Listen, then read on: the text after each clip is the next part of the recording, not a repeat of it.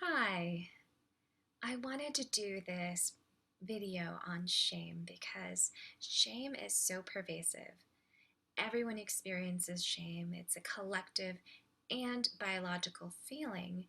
Yet, what I often see in my clients is that they stay in shame longer than they need to. Now, the goal is to never ever feel shame, right? That would be entirely impossible, just like it would be impossible to never feel anger or sadness. But really, to be able to recognize shame very quickly, particularly your flavor of shame, and then to be able to shift into a more empowered state. Now, the issue with shame is that it erodes our self confidence, our self esteem, our productivity, and it erodes on our purpose. And the reason why I say that is because shame causes us to feel smaller, to want to disappear, to want to hide. And the purpose of shame and why it can be helpful in small doses, like very small doses, is that it creates social cohesion, it creates uniformity, because when we deviate from the norm, then we can experience shame. Another function of shame is that it can give us a little bit of an idea on what we truly value as a society, and we can start to empathize with others around us in terms of how our actions impact them. Now, what I mean by shame can actually teach us about the values of society is because we often value integrity, freedom, and when people deviate from the perception of freedom and integrity, then shame comes on to try to bring us back into that belief. Now, what we want to differentiate is that shame often feels like there's something wrong with me. There's like a deep sense, it's not even embarrassment, it's not even feeling guilty. It's a sense of there is something deeply wrong with me. And oftentimes, shame is triggered actually through actions, through something that we didn't do, something that we didn't say. So, what we have to make a distinction is this, am I feeling shame because of something that I did? Is it a behavior? So that we can start to depersonalize it. If it's a behavior, then it's not our identity, it's not who we are. Now, I want to share an example with you because as an integrative trauma healing coach, I think a lot of people have this idea that I never feel emotions, I seem to have it all together. I want to share a moment where I felt shame. Now, I've been collaborating with this doctor for over a year now, and the other day I realized I had failed to communicate something that was really important, and I automatically went into shame. And I made it, instead of it being about an action that I didn't do, I made it as, oh God, I'm such a horrible person. Like, I can't believe I did that. And then I really sat in this for several minutes. Now, why I felt so bad was because the value that I really wanted to embody and espouse was that I was a person of integrity. I was a person of communication, and that action that I missed didn't align with that. So the action isn't who I am. So we can start to differentiate between the action and who we are. Right? There's a little bit of depersonalization when we want to work with our shame because we don't want to make it about us.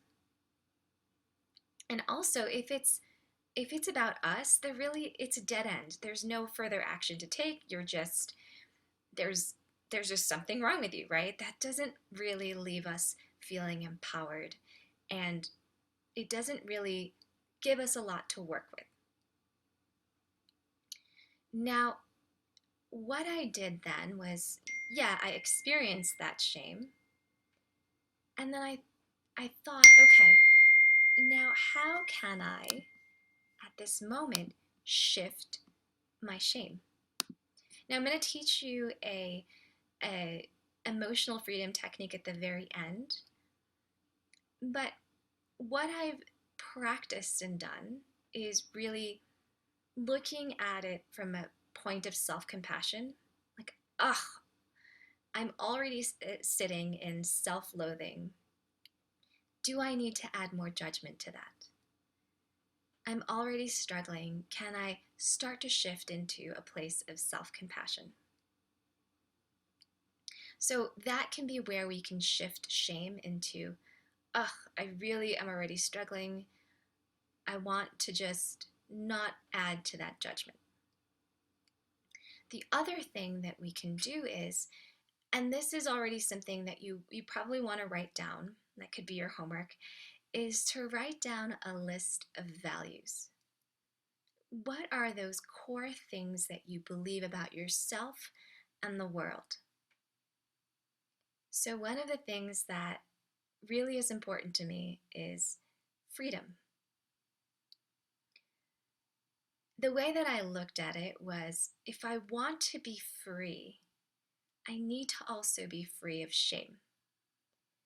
Now, again, not fully free. I'm never going to not feel shame, but I need to have the freedom to be able to shift out of it if I experience it. Okay, so that's values work, being able to hang on to something that you value more than sitting in shame. So after I shifted out of that shame and I recognized my specific flavor, so what you want to do too is after a while, you want to notice and observe the flavor of your shame. So for me, my particular flavor is I'm really hard on myself. When I notice that, then I can call myself out on it. So for example, I notice I'm feeling shame. Now, the vocabulary is quite different. I notice I'm feeling shame is quite different from I'm a shameful person. Like, I should be ashamed. Because I notice I'm experiencing shame, it's about an experience, it's about an event, versus I should be shameful means that I have something inside of me that I need to hide, I need to just disappear. Right? I'm inherently broken. That's the flavor of identifying with shame. Okay. So do some values work. The next is recognizing and noticing the flavor of your shame. And then the last bit I've adopted a little bit from internal family systems, which is what I call parts work. But essentially there's a part of me that feels ashamed. There's a part of me that feels deeply like I'm struggling, that there's something wrong with me. Can I provide compassion for that part of me? And then you can start to reflect more on that part of you. But for that moment, just give that part of you self-compassion. Now, with parts work, it ends up giving you a little bit more space from the emotion of sitting in the shame.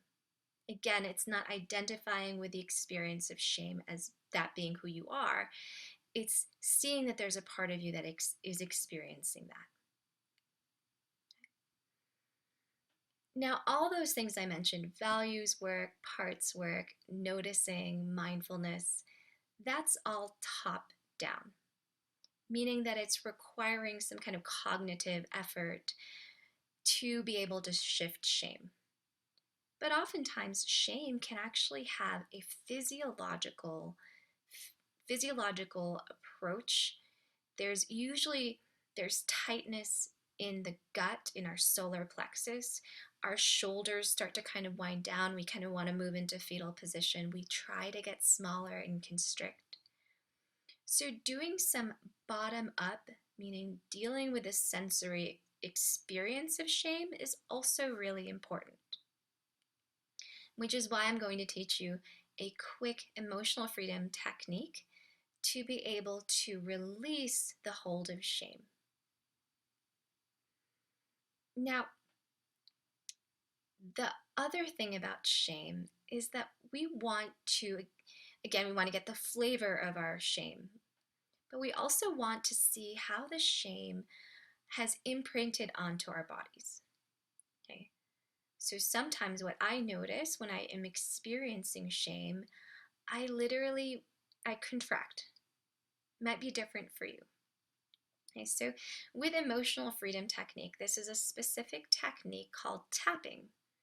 And what it does is you tap onto specific energetic points that help to neutralize the intensity of that emotion and the guarding response of our nervous system. So before we get started, I'd like to just ask you how you would like to shift shame. And if there wasn't the experience of shame that you're feeling, how would you like to come out of it? So, for example, if I'm feeling shameful or I'm feeling ashamed, I want to feel acceptance. I want to feel unconditional regard. I want to feel unconditional love. So that would be the feeling that you would want to turn it into or shift it into. Okay? So you want to find that specific value for yourself.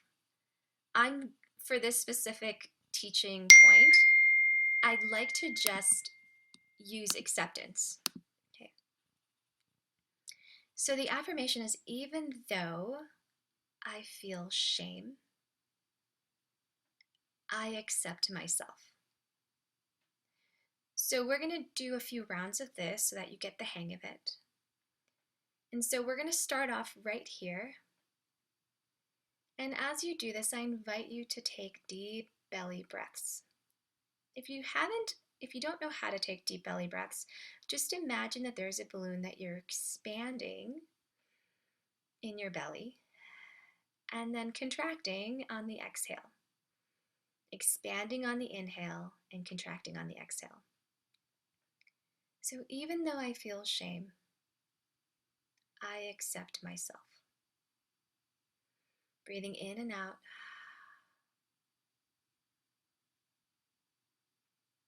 And then we're going to move to the outer corners of the eye. And take that deep belly breath again. And exhale. And even though I'm experiencing shame, I accept myself. And then we're going to do one here, almost right under the eyes. Even though I feel ashamed, I accept myself.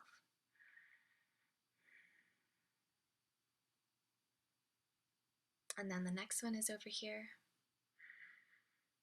Even though I feel shame, I accept myself. Again, breathing in and out. And then we're going to go to the collarbones. Even though I feel shame, I accept myself.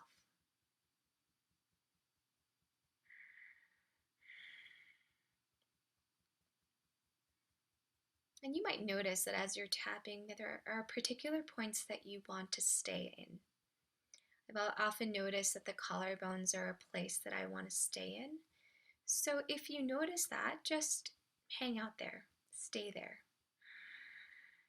Breathing in and out.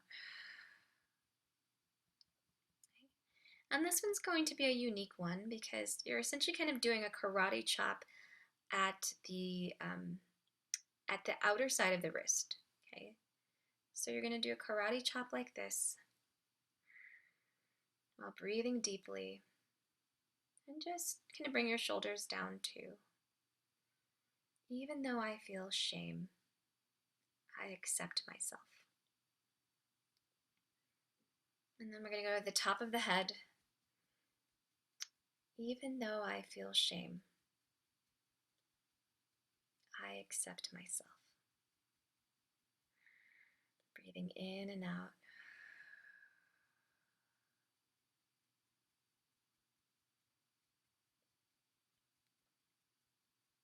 You can do as many rounds of this as you'd like. And when you're done and complete, you just allow your hands to drift down. And just notice, do a body scan, just notice where you're at.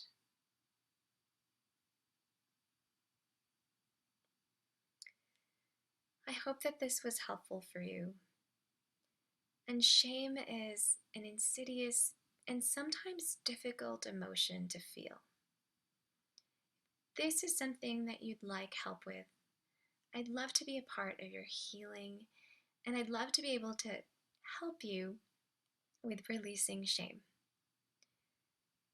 If you want to know more, you can reach out to contact@healingtraumanaturally.com, or you can direct message me on Instagram at traumahealingdoc. Thank you and have a good day.